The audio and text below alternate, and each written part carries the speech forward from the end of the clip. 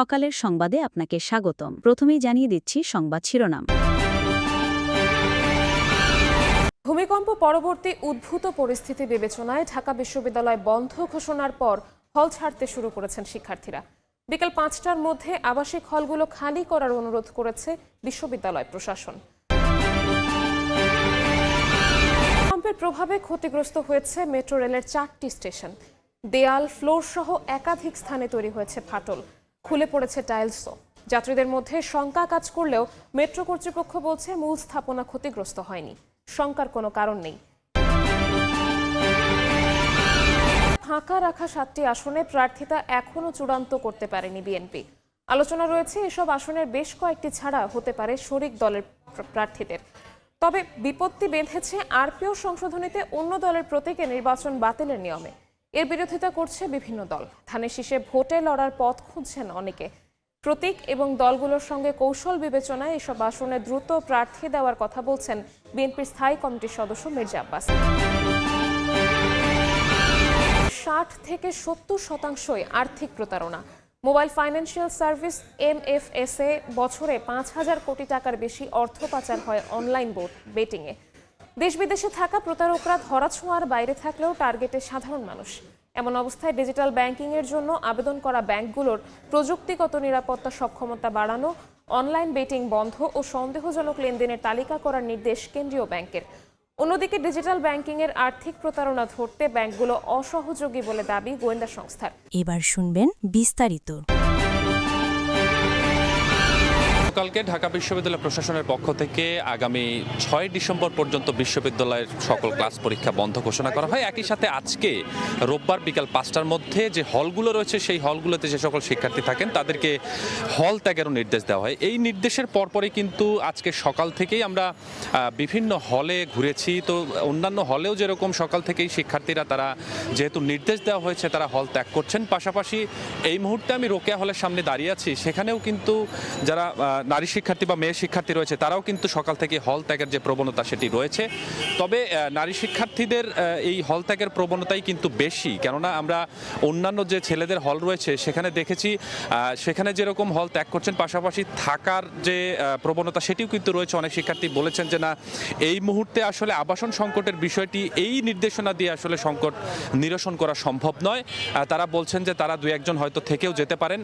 পাশাপাশি যে সকল নারী শিক্ষার্থীরা এখান থেকে বের হচ্ছেন তাদের সাথে কিন্তু তাদের অভিভাবকরা রয়েছে এবং এই নির্দেশনাকে বেশিরভাগ শিক্ষার্থী স্বাগত জানিয়েছেন। তারা বলছেন যে ভূমিকম্পের পরবর্তী যে আতঙ্কটি আসলে সবার মধ্যে তৈরি হয়েছে, যে প্যানিক তৈরি হয়েছে, সেটি নিয়ে কিন্তু অনেক শিক্ষার্থী তারা ট্রমাটাইজ হয়ে আছেন। কেননা আপনি নিশ্চয়ই জানেন যে ঢাকা বিশ্ববিদ্যালয়ের বেশ অনেক দিন ধরেই আসলে শিক্ষার্থীরা দাবি জানিয়ে আসছেন যে বেশিরভাগ হল সংস্কারের প্রয়োজন এবং এগুলো অনেকটাই ঝুঁকিপূর্ণ, এমনটা শিক্ষার্থীরা দাবি করে আসছেন। তো এই বাস্তবতায় যখন ৫.৭ মাত্রার ভূমিকম্প হয় তখন কিন্তু শিক্ষার্থীরাই আমাদেরকে জানিয়েছিলেন যে বেশ কয়েকটি ভবনের ছাদ থেকে পলেস্তারও খসে পড়েছে।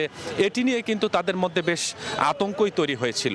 তো সেই আতঙ্কের কারণেই আসলে গতকালকে রাত্রে বিশ্ববিদ্যালয় প্রশাসনের পক্ষ থেকে এই সিদ্ধান্ত নেওয়া হয়, অর্থাৎ আগামী ৬ ডিসেম্বর পর্যন্ত বিশ্ববিদ্যালয়ের সমস্ত ক্লাস পরীক্ষা বন্ধ থাকবে এবং একই সাথে আজকে রোববার বিকেল ৫টার মধ্যে হল ত্যাগ করার নির্দেশ দেওয়া হয় এবং সেই নির্দেশনার মেনেই আসলে এই শিক্ষার্থীরা স্বাগত জানিয়েই এই শিক্ষার্থীরা তারা নিরাপদে তাদের ফ্যামিলির কাছে বা পরিবারের কাছে ফিরে যাচ্ছে।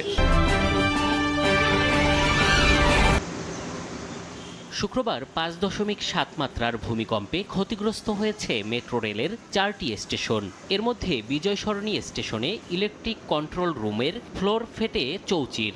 আস্তর দিয়ে আপাতত ঢেকে রেখেছে কর্তৃপক্ষ। খুলে পড়েছে দেয়ালের বেশ কিছু টাইলসও, যা মাস্কিং টেপ লাগিয়ে আটকে রাখার ব্যবস্থা করা হয়েছে।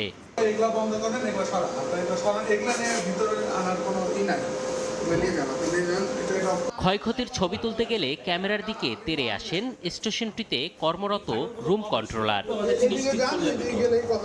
রাজি হননি কথা বলতেও। হেড অফিসের সাথে কথা বলবেন, সে বলবে, আর আপনার এগুলা বন্ধ করেন। একই অবস্থা কারওয়ানবাজার, মিরপুর 10 ও পল্লবী স্টেশনে। দেয়াল ও ফ্লোরের একাধিক স্থানে ধরেছে ফাটল, যা নিয়ে শঙ্কিত যাত্রীরা। 5.5 মাত্রার ভূমিকম্পে এরকম যদি ফাটল ধরে সেটা অবশ্যই আমাদের দ্বারা কাম্য নয়। ফাটল ধরছে, এতে তো আবার ক্র্যাক করতে পারে, এবার ট্রেনের চলাচলের একটা শক্তি আছে না। অবশ্য এমন ফাটলে মারাত্মক ঝুঁকি দেখছে না মেট্রো রেল কর্তৃপক্ষ। যেই পরিমাণ ম্যাগনিটিউডে আর্থকোয়েক হয়েছে, কারণ এটা ব্রিক ওয়ার্ক, আমাদের কিন্তু বাকি কিন্তু ফ্রেম স্ট্রাকচার হলো আসন, তো এই সোয়েতে এই ব্রিকের মাইনর ক্র্যাক হয় এবং স্টেশনের মধ্যে এই ক্র্যাক যাত্রীদের সাথে কোনোই সংশ্লিষ্টতা নাই। এই ধরনের ক্র্যাক যদি আপনার ওই ট্র্যাক লেভেলে হয়তো কোথাও, তাইলে সেখানে একটা রিস্কের সম্ভাবনা ছিল। সুতরাং এইটা আমাদের ওই ট্র্যাক লেভেলে, পিয়ার লেভেলে, ভায়াডাক্ট লেভেলে আমাদের কোনো সমস্যা নেই। মেট্রো কর্তৃপক্ষ বলছে চলাচলের সময় প্রতিনিয়তই স্বাভাবিক কম্পন তৈরি হয় স্টেশন ও লাইনে, যা বিবেচনায় নিয়ে ডিজাইন করা হয়েছে এমআরটি 6 লাইন।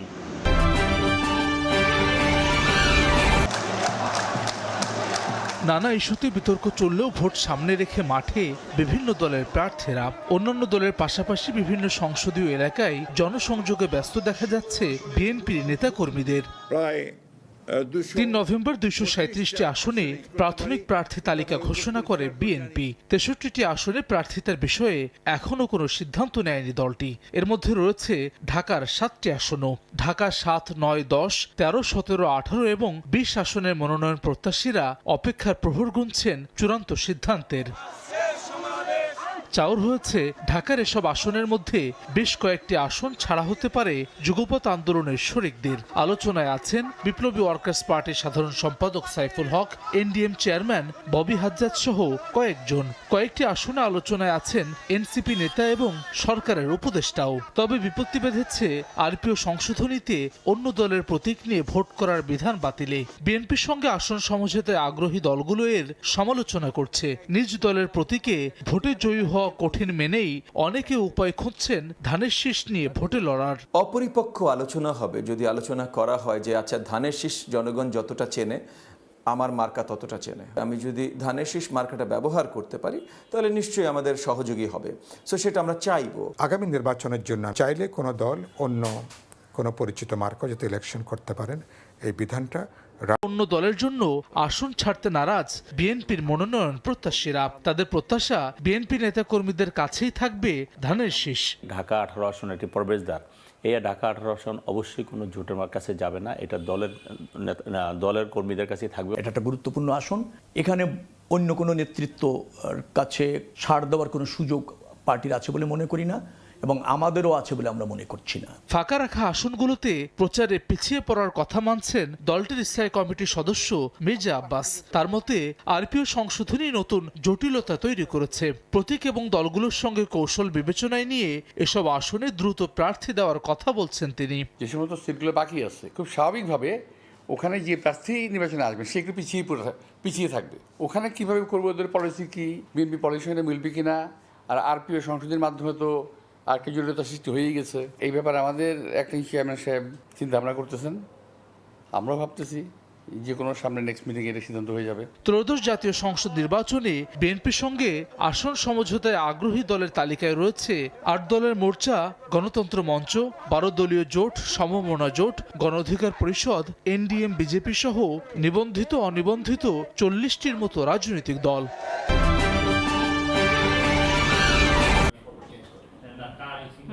দেখে মনে হবে সাধারণ কোনো বাক্স, ভেতরে ফাঁপা, সারি ধরে সাজানো অনেকগুলো চেম্বার। তবে এই জাদুর বাক্স যে কোনো কম্পিউটার মনিটরের সাথে সংযোগে একই সাথে 200-র বেশি সিম সংযোগ তৈরি করতে সক্ষম। দেশের বিভিন্ন মোবাইল অপারেটরের এসব সিম মিডলম্যানের মতো ব্যবহার করা হয় মিশর থেকে। সোনালী তরঙ্গে আর্থিক আদান প্রদানের শেষ গন্তব্য বেশিরভাগই চীন। সুনির্দিষ্ট কোনো সংখ্যা না পাওয়া গেলেও বাংলাদেশ ব্যাংকের হিসেবে বছরে অন্তত 5,000 কোটি টাকার বেশি অর্থ পাচার হয় অনলাইন বেটিংয়ে। গোয়েন্দা সূত্রের মতে আর্থিক প্রতারণার 60 থেকে 70% হয় এমএফএস বা মোবাইল ব্যাংকিংয়ের মাধ্যমে। 60 থেকে 70% ফাইন্যান্সিয়াল স্ক্যাম সংক্রান্ত অভিযোগগুলো আমাদের কাছে আসে। ব্যাংকের একটা গ্রাহকের টাকা নগদ বিকাশ বিভিন্ন অ্যাকাউন্টে চলে যাচ্ছে, তার সে কিছুই জানে না। বাংলাদেশ ব্যাংক সূত্র বলছে, মোবাইল ব্যাংকিংয়ের হিসেব খোলার ক্ষেত্রে 2D ছবির ভেরিফিকেশন অনুপযুক্ত হলেও তা চলে আসছে দীর্ঘদিন। টাকা নগদায়ন করতে গ্রাহক কোন ব্যাংকের কার্ড ব্যবহার করেন এবং সে কার্ড কার নামে তা সুনির্দিষ্ট করতে পারে না অপারেটর। এছাড়া ক্যাশ ইন করতে পারেন যে কেউ। এমন অবস্থায় 13 MFS সেবাদাতাকে অনলাইনে অবৈধ অর্থ লেনদেন বন্ধের নির্দেশনা দিয়েছে কেন্দ্রীয় ব্যাংক। একই সাথে সন্দেহজনক লেনদেন হয় এমন হিসেবের তালিকা করার নির্দেশ কেন্দ্রীয় ব্যাংকের। আইটি বেসড ট্রানজ্যাকশন যেহেতু বেশি হবে, অতএব আইটিটা যাতে খুব সিকিউরড হয় এবং কস্ট ইফেক্টিভ হয়, যেহেতু ক্ষুদ্র ইনভেস্টর আর ডিপোজিটররা গ্রাহক থাকবে। এদিকে আইনশৃঙ্খলা রক্ষাকারী বাহিনী বলছে, ব্যাংক ও কোম্পানিগুলোর অসহযোগিতা দ্রুত পদক্ষেপ নেওয়ায় অন্যতম বাধা হয়ে ওঠে। একজন অ্যাকাউন্ট হোল্ডার তার অ্যাকাউন্টটা খোলার পরে আরেকজনের কাছে যারা স্ক্যামের সাথে যদি তাদেরকে একটা নির্দিষ্ট টাকার বিনিময়ে বাড়ায় দিয়ে দিচ্ছে, তো সেটা ব্যাংকিং যারা কর্তৃপক্ষ আছে সে বিষয়ে ট্রানজ্যাকশনগুলো, বিশেষ করে যে এখানে ট্রানজ্যাকশনগুলো খুব ছোটো ছোটো ট্রানজ্যাকশন হয়, 5,000 10,000। ডিজিটাল ব্যাংকিং বা মোবাইল ব্যাংকিং জীবন অনেকটা সহজ করলেও এখন এটি মাথা ব্যথার কারণ। তার অন্যতম কারণ আর্থিক কেলেঙ্কারি। আইনশৃঙ্খলা কর্তৃপক্ষ বলছে, মোবাইল অপারেটর কোম্পানির সিম কেনাবেচা আরও বেশি কঠোর হতে হবে যদি আমরা এই আর্থিক কেলেঙ্কারি কমাতে চাই। ঠিক একইভাবে সেসব সিম থেকে যখন কেউ ডিজিটাল ব্যাংকিং বা মোবাইল ব্যাংকিংয়ের জন্য সেবা নিতে যাবেন, সেক্ষেত্রে অবশ্যই তাকে ভেরিফিকেশনের আওতায় আনতে হবে।